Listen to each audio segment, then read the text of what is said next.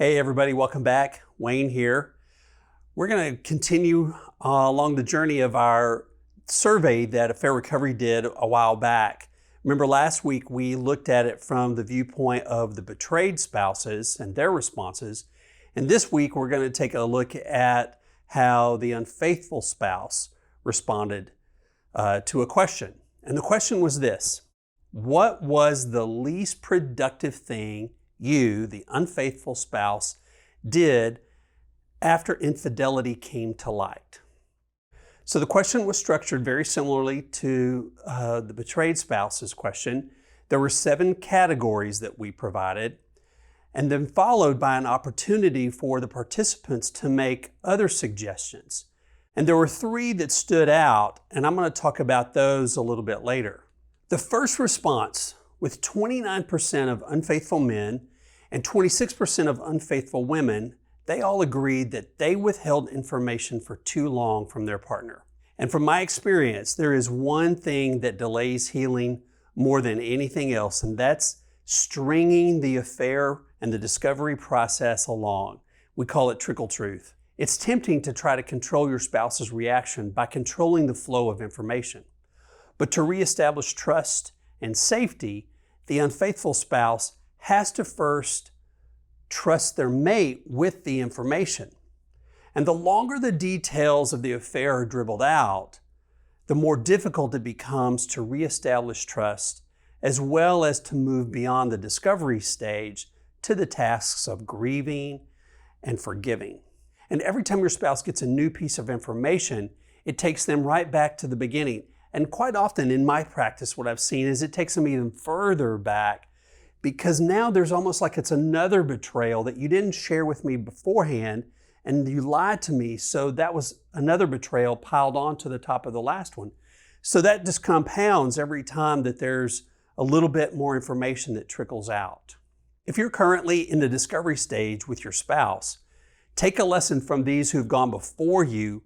Let go of the information and the control of it so that you can use the time productively and make progress through your recovery. Next, 33% of the unfaithful men and 18% of the unfaithful women reported that maintaining contact with the affair partner was the least productive thing that they did during recovery. And again, it's been my personal experience that when women have an affair, they're overall less likely to want to save the marriage. This is because men are able to compartmentalize the affair and may still want the marriage even while betraying their vows. And women tend to check out emotionally long before the affair is possible. Now that's not true in every case, but that's just a broad brushstroke of what I've seen in my practice. Then there's this, they just wanted their spouse to get over it. And 17% of the unfaithful men and 22% of the unfaithful women identified that. They just want their spouse to get over it. And that was the least productive thing that they did during the recovery process. And as I mentioned before, being able to process what occurred during the affair is one of the key factors to healing after an infidelity. A possible explanation for men who wanted their mate to get over it might be a lack of empathy. They fail to see how their wounds that they've inflicted on their mate cause so much pain. And I can just tell you from years of experience now is that empathy is crucial in surviving infidelity. I think it's probably the number one component that you need to do for a long time, not just I totally understand and I'm so sorry. It's way more than that. And if you've done EMS or EMS Online or Harboring Hope or Hope for Healing, you know how we feel about empathy around here. But women, on the other hand, tend to have more shame, and this might explain their attitude. Regardless of their motivations, giving the hurt spouse and time to heal is obviously necessary. And additionally, it's important for the unfaithful spouse to take responsibility for what they've done and to join their spouse, their partner, on the healing journey. The next thing we found was defensiveness. And 29% of unfaithful men and 7% of unfaithful women identified that acting defensive was the least productive action. It's really interesting to me that women tend to be less defensive. And I think this may be due to the fact that women take more personal responsibility as the unfaithful spouse for the decision to have the affair. All too often, when men have affairs, they've given little thought to their motives beyond the fact that they'll probably just never get caught. And this might explain why they tend to be more likely defensive about what they've done. And perhaps it's their attempt at justifying their behavior after the affair, which really doesn't work out too well for anybody.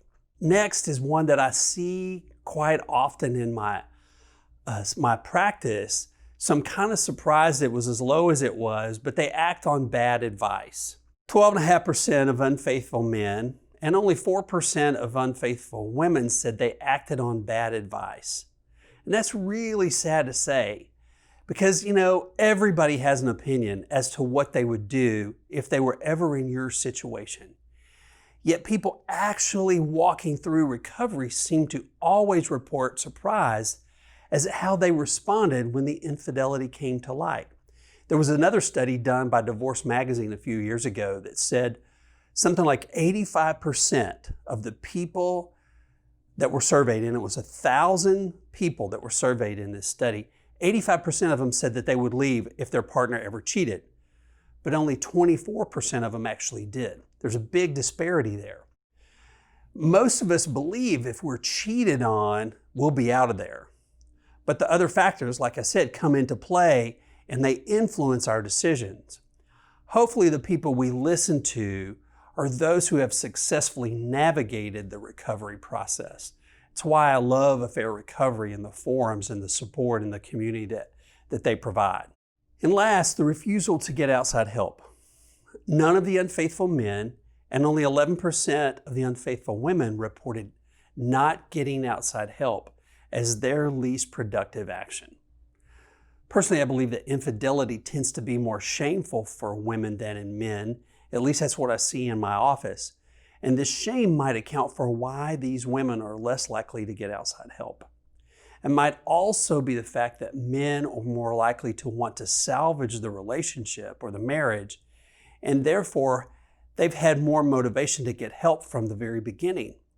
And regardless, not getting help didn't help these women either. So now I want to talk about the 3 additional items where the unfaithful spouses had an ability to write in and give us some more feedback. The first one is where they couldn't take the risk of re-engaging with their spouse because of the chance of the fear of misleading them. For those spouses who feel like they've lost their desire for their mate before the affair even began, re-engaging in the marriage can be and often is very difficult. Frequently, there's this ambivalence as to whether to continue in the marriage after the affair. And some feel no hope for change in what they consider to be a miserable marriage to begin with. Others doubt whether or not the marriage can be restored. They fear that their mate could not forgive them or wonder if they could ever rekindle the feelings for their spouse. And people who have low desire for the marriage may and frequently do avoid re-engaging to avoid giving a false hope. It's really interesting, however, that this approach was identified as one of the least productive actions for the unfaithful spouses. Without taking a risk of re-engaging, it's impossible to determine the possibilities for healing and for a meaningful life together. Re-engaging is really essential. The next one, I see this one pretty frequently in my office, it's where they focus on trying to be perfect rather than authentic. We call this intimacy avoidance. They're focused on trying to please their spouse rather than being honest, and not everybody can keep that up for very long. If an individual's goal in recovery is to save the marriage, then authenticity is not pragmatic. And you'll tell your mate only what you think they want to hear in order to motivate them to continue to be in relationship with you. However, this leads to a performance-based relationship, and we've discovered that it's never enough. Then what happens is dissociation that can lead to more temptation to have an affair. It also fails to resolve the issues that were present in the relationship prior to the infidelity. When we are authentic with one another, it highlights the differences. The most severe consequence of trying to be perfect rather than authentic is that really truly robs us of love. I can never be loved unconditionally as long as I'm only conditionally let my spouse know who I am. Authenticity is crucial to surviving infidelity. And another one that's really common is when the unfaithful spouse, they make it about them instead of their mate's recovery. And one of the respondents said, I made it about me, about my guilt and my shame rather than my spouse's recovery. I found this comment to be particularly interesting and all too common, actually, that at least that action is way too common. It's certainly easy to make our recovery about our failure with little or no consideration as to how our actions affect another. While it has the appearance of humility, it's also focused on our shame, and that's still 100% self-centered. Love is concerned for others, not what others think of us. If you're in the midst of recovery and surviving infidelity, I hope that you'll learn from those who've gone before you. It's not time that will heal you, it's actually how you use that time. And are you making decisions, small decisions, daily decisions that bring new life and new health? Or are you still stuck in a spiral of destruction? Our Hope for Healing course for unfaithful spouses can set you on a new pathway for recovery. Because maybe what's lacking in your recovery is expert third-party care that can help you see what you've been missing, what you can't see. We all have blind spots.